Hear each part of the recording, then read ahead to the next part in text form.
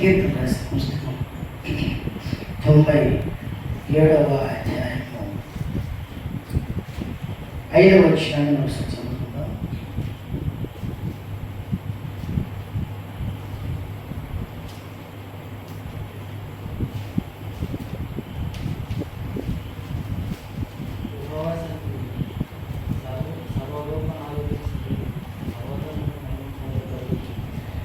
కన్నడలో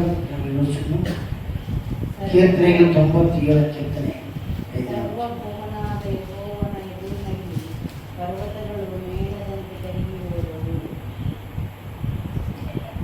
దేవుని స్తోత్రం. దేవుని యొక్క సన్నిధానము ఇలా రాయవచ్చు. దేవుని యొక్క వాక్యం రాయవచ్చుంది. 1 సమూయేలు 6వ అధ్యాయము 20వ వచనం. ದೇವರಾದ ಯೆಹೋವನ ಮುಂದೆ ಯಾರು ನಿಂತಾರು? ಇನ್ನು ಮೇಲೆ ಈತನು ಹೋಗತಕ್ಕ ಸ್ಥಳವಾವದು ಎಂದು ಮಾತಾಡಿಕೊಂಡು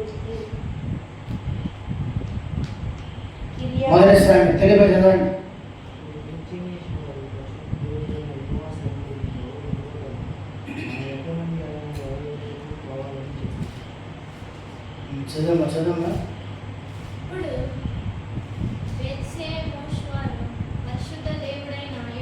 అప్పుడు పిత్షేమేషువారు పరిశుద్ధ దేవుడైన యెహోవా సన్నిధిని ఎవరు నిలవగలరు? మన యొద్ద నుండి ఆయన ఎవరి యొద్దకు పోవాలని చెప్పి ఈ విధంగా ఫిలిప్పీయుల గురించిన ఈ లేఖనంలో ఇలా రాయబడుతుంది. బేష్మెషువారు యెహోవా మనస్సును తెరిచి చూడగా దేవుడు వారిని హతము చేసి 50,070 మందిని మధ్యను యెహోవా గొప్ప దెబ్బతో అనేక మధ్యగా ఆ జనులు దుఃఖాక్రాంతులై ఫిలిప్పీయుల దేశం నుంచి దేవుని యొక్క మనస్సము ఈ ప్రాంతానికి వచ్చినట్టుగా మనం చదువుకుంటున్నాం. మన 17వ వచ్చి చదువుకుంటూ కిందకు వస్తే అది ఫిలిప్పీయుల దేశం నుంచి ఈ ప్రాంతానికి వచ్చింది. ఈ ప్రాంతానికి వచ్చిన తర్వాత వారు ఏం చేశారంటే దేవుని సన్నిధిని, దేవుని మనస్సును తెరిచి చూశారని మనం చదువుకున్నాం. తెరిచి చూశారని 19వ వచనంలో చదువుకున్నాం. అప్పుడు దేవునికి కోపం వచ్చి అక్కడ ఆ యొక్క జనులలో 50,070 మందిని మొత్తం దేవుని సన్నిధానంలో. అప్పుడు వాళ్ళు ఏం ప్రార్థన చేస్తున్నారంటే దేవుని దగ్గర అదబడి చెప్పండి. అప్పుడు చెప్పండి, పరిశుద్ధ దేవుడైన యెహోవా సన్నిధిని ఎవరు నిలబడగలరు? ఏ మనిషి నిలబడగలడు? ఏ వస్తువు నిలబడగలడు? ఏ యొక్క వ్యక్తి నిలబడగలడు? ఏ కార్యం నిలబడగలదు? ఏ దుష్ట శక్తి నిలబడగలదు? ఏ యొక్క సమస్య నిలబడగలదు? చెప్పండి. ఏది కూడా దేవుని సన్నిధిలో నిలబడచాలదు. చెప్పండి. దేవుని సన్నిధిలో చెప్పండి. గట్టిగా చెప్పండి. చెప్పండి గట్టిగా. దేవుని సన్నిధిలో ఏ సమస్య కూడా నిలబడచాలదు. హల్లెలూయా. వారు ప్రార్థన చేస్తున్నారు, వారు అంటున్నారు, వారు పలుకుతున్నారు, వారు అనుభవించి చెప్తున్నారు. పరిశుద్ధ దేవుడైన యెహోవా సన్నిధానంలో ఎవరు నిలబడగలరు? భక్తులు ప్రార్థన చేస్తుండగా, భక్తులు దేవుని ఆరాధిస్తుండగా ఇక్కడ రాయవలసిన మాట ఏంటంటే 97వ కీర్తన 5వ వచనంలో ఎన్ని మోషే రాసిన కీర్తనగా ఎంచబడి ఉన్నది. కనుక 97వ కీర్తన 5వ వచనంలో భక్తులు ప్రార్థన చేస్తున్న ప్రార్థన ఏంటంటే చెప్పండి, యెహోవా నీ సన్నిధిని, సర్వలోకనాథుని సన్నిధిని పర్వతములు మైనముగా కరిగిపోతున్నది.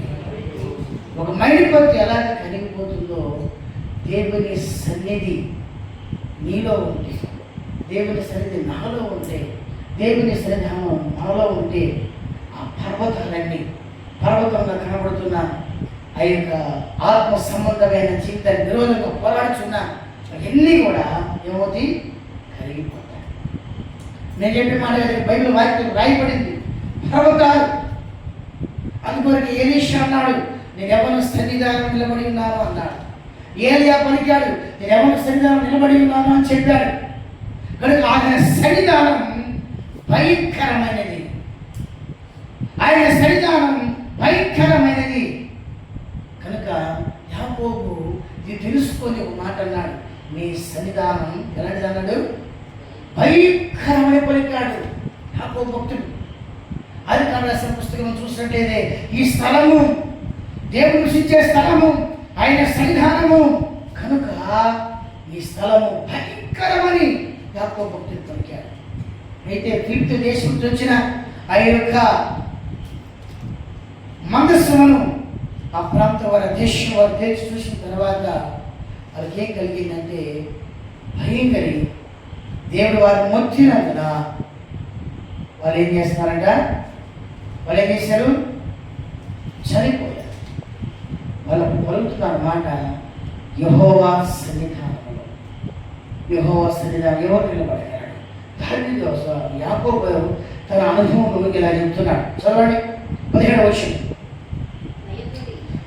ఆదికాండము 28వ అధ్యాయము 16-17. ఆదికాండ పుస్తక 28ನೇ అధ్యాయ 14ನೇ వచన 15ನೇ వచన.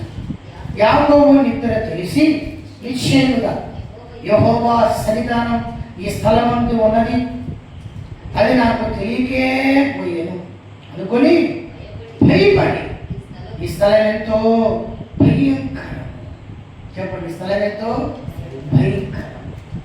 నువ్వు దేవుని సన్నిధానం అనేది మనం సరిగ్గా గ్రహించకపోవటం వలనే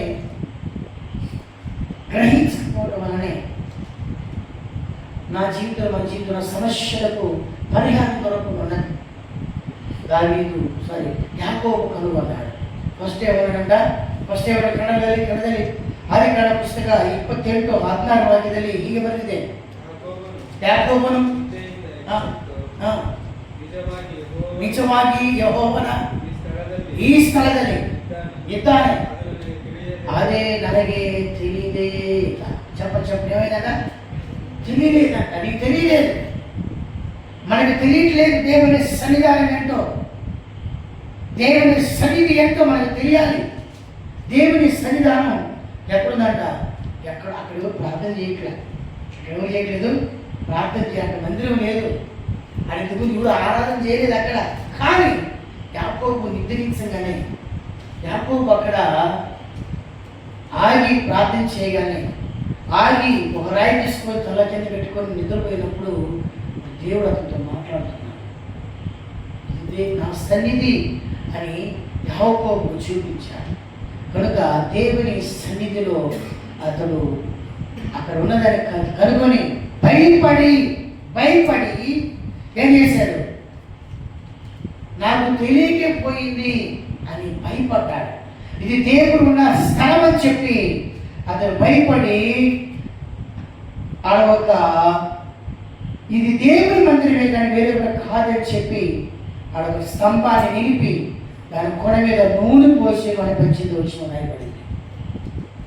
18వ వచనం రాయబడింది. ఆ స్థలంలో దేవుడు ఉన్నాడు అని తెలుసుకున్నాడు యాకోబు. భక్తుడు ప్రార్థన చేస్తున్నాడు. 97వ కీర్తన 5వ వచనంలో, యెహోవా సన్నిధానంలో సర్వ లోకానికి నాదుడైన ఆయన సన్నిధానంలో ఏ పర్వతమైనా కరిగిపోవలసిందే అని చెప్పాడు.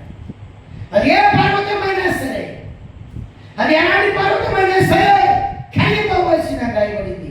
అయితే 1వ సమూయేలు రాసిన పుస్తకం 6వ అధ్యాయము 20వ వచనం చదువుకున్న మాట, అక్కడ 20వ వచనంలో రాయబడింది, అప్పుడు బెత్షెమెషు వారు పరిశుద్ధ దేవుడైన యెహోవా సన్నిధిని ఎవరు నిలబడగలరు వారు తెలుసుకున్నారు.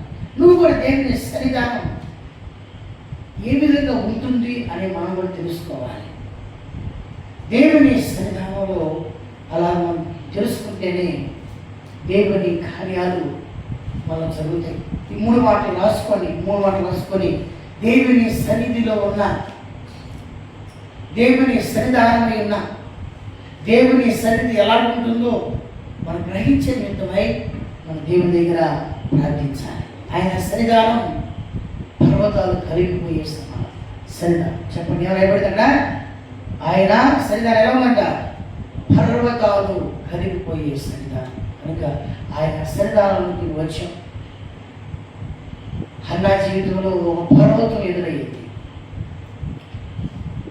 అలాగే ఒక్కొక్క వ్యక్తి గురించి మనం చూసుకుంటూ వస్తే అబ్రహాం జీవితంలో ఒక పర్వతం ఎదురయ్యింది, యాకోబు జీవితంలో ఒక పర్వతం ఎదురయ్యింది, ఇస్సాకు జీవితంలో ఒక పర్వతం ఎదురయ్యింది.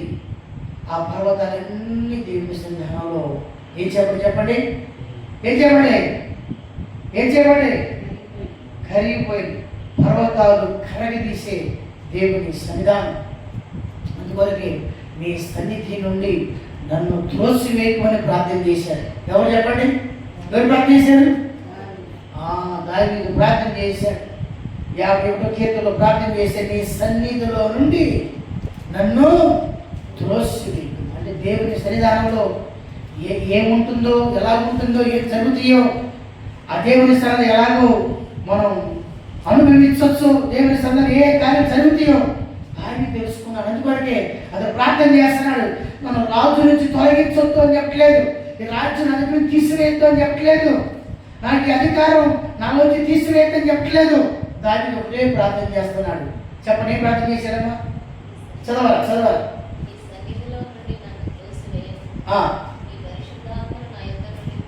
దొరికిందా? మీకు దొరికిందా? 51వ కీర్తన 11వ వచనం.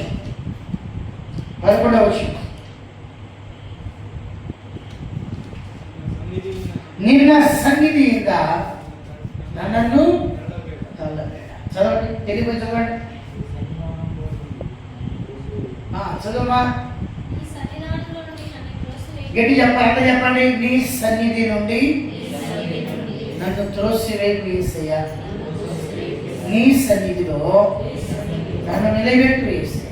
చెప్పండి, నీ సన్నిధానంలో నుండి నన్ను త్రోసివేయకము, నీ సన్నిధానంలో నుండి నా కుటుంబాన్ని త్రోసివేయకము, నీ సన్నిధానంలో నుండి నా గ్రామాన్ని త్రోసివేయకము, నీ సన్నిధానంలో నన్ను నిలబెట్టము.